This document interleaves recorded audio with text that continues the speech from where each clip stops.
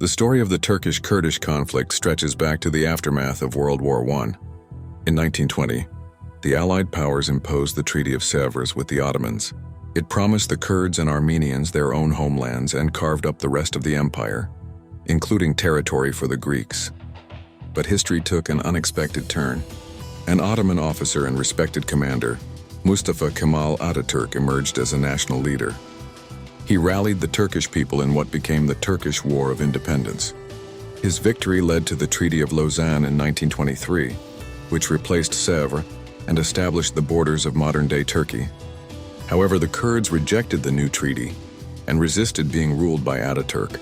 His sweeping reforms, such as separating religion from politics, forming a parliamentary system, adopting a new alphabet, introducing secular education, and granting women voting rights, were seen by some as an attack on traditional identity.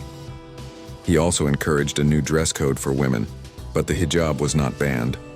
Over time, Kurdish language and cultural expression were restricted. Speaking Kurdish in public or publishing Kurdish newspapers and TV channels was banned for decades. By the 1980s, tensions had exploded into armed conflict. The Kurdistan Workers' Party, or PKK, emerged as a radical force in eastern Turkey, waging an armed resistance that would cost many innocent lives over the decades. The PKK has since been designated a terrorist organization by Turkey, the United States, and the European Union. Its founder, Abdullah Öcalan, was captured and imprisoned on an isolated island in Istanbul. But the Kurdish struggle wasn't confined to Turkey. Across the region, Kurds in Iran, Iraq, and Syria have also fought for autonomy, or even independence, as part of a broader mission to establish their own homeland, Kurdistan. This cross-border aspiration has placed Kurds in conflict with several neighboring governments, not just Turkey. Kurds claim the land of Mesopotamia as their indigenous homeland, similar to Israel claiming Jerusalem. What began as a struggle for cultural rights became a long, violent insurgency. Turkish military operations in the eastern border became routine. PKK tactics intensified.